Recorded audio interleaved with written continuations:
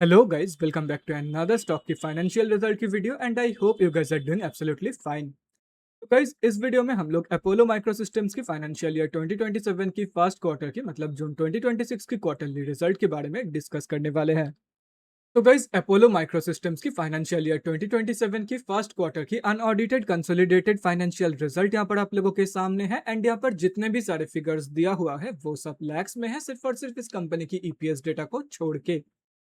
अभी देखो गाइस, इस वीडियो में हम लोग जून 2026 की क्वार्टरली रिजल्ट के बारे में तो डिस्कस करेंगे ही, लेकिन उसके साथ साथ हम लोग यहाँ पे मार्च 2026 का रिजल्ट भी देखेंगे एंड जून 2025 का भी रिजल्ट देखेंगे, ताकि हमें ये पता चल जाए कि जून 2026 की क्वार्टर में इस कंपनी ने कैसा ग्रोथ दिखाया है compare to March 2026 and compare to June 2025। तो गाइस सबसे पहले हम लोग इस कंपनी की इनकम से शुरू करते हैं, उसके बाद हम लोग इस कंपनी की एक्सपेंसेस एंड नेट प्रॉफिट के बारे में डिस्कस करेंगे। तो जून 2026 के क्वार्टर में इस कंपनी ने अप्रॉक्सिमेटली 253.54 करोड़ का इनकम जनरेट किया है। मार्च 2026 के क्वार्टर में इस कंपनी ने अप्रॉक्सिमेटली 296.45 करोड़ का इनकम जनरेट किया था एंड जून 2025 के क्वार्टर में इस कंपनी ने अप्रॉक्सिमेटली 134.45 करोड़ का इनकम जनरेट किया था। तो कंपनी का जो इनकम ग्रोथ है वो ईयर ऑन ईयर बेसिस पे तो बहुत ही जबरदस्त निकल के आ रहा है, लेकिन unfortunately quarter on quarter basis का जो इनकम ग्रोथ है वो नेगेटिव में है। तो अभी अगर इस कंपनी की एक्सपेंसेस के बारे में बात करें, तो जून 2026 की क्वार्टर में इस कंपनी ने अप्रॉक्सिमेटली 215.88 करोड़ का खर्चा किया है। जून 2025 की क्वार्टर में इस कंपनी ने अप्रॉक्सिमेटली 109.17 करोड़ का खर्चा किया था एंड मार्च 2026 के क्वार्टर में इस कंपनी ने अप्रॉक्सिमेटली 241.66 करोड़ का खर्चा किया था। तो अभी अगर इस कंपनी की प्रॉफिट आफ्टर टैक्स मतलब नेट प्रॉफिट के बारे में बात करें, तो जून 2026 का नेट प्रॉफिट निकल के आ रहा है after deducting all the expenses and tax, वो है 25.22 करोड़। मार्च 2026 का नेट प्रॉफिट निकल के आ रहा है 36.79 करोड़ अप्रॉक्सिमेटली एंड जून 2025 का नेट प्रॉफिट निकल के आ रहा है अप्रॉक्सिमेटली 17.68 करोड़।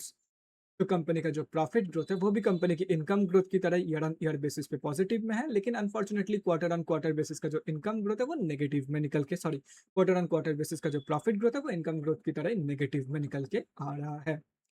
तो अभी अगर इस कंपनी की नेट प्रॉफिट मार्जिन कैलकुलेट किया जाए, तो जून 2026 का नेट प्रॉफिट मार्जिन निकल के आ रहा है 9.94%। उसके बाद मार्च 2026 का नेट प्रॉफिट मार्जिन निकल के आ रहा है समवेयर अराउंड 12.41% एंड जून 2025 का नेट प्रॉफिट मार्जिन निकल के आ रहा है 13.15% अप्रॉक्सिमेटली। तो कंपनी का जो प्रॉफिट मार्जिन का ग्रोथ है वो अनफॉर्चुनेटली बोथ केसेस में मतलब both quarter on quarter basis पे and year on year basis पे नेगेटिव में ही निकल के आ रहा है एंड उससे भी शॉकिंग चीज तो यही है कि टाइम के साथ साथ कंपनी का जो प्रॉफिट मार्जिन का ग्रोथ है, नेट प्रॉफिट मार्जिन का ग्रोथ है, वो धीरे धीरे कम हो रहा है। इसका मतलब यही है कि कंपनी का इनकम जिस रेट से बढ़ रहा है, कंपनी का इनकम जिस तेजी से बढ़ रहा है उससे कई गुना ज्यादा तेजी से कंपनी का एक्सपेंसेस बढ़ रहा है। कंपनी का जो इनकम है वो कम बढ़ रहा है, लेकिन कंपनी का एक्सपेंसेस बहुत ही ज्यादा तेजी से बढ़ रहा है।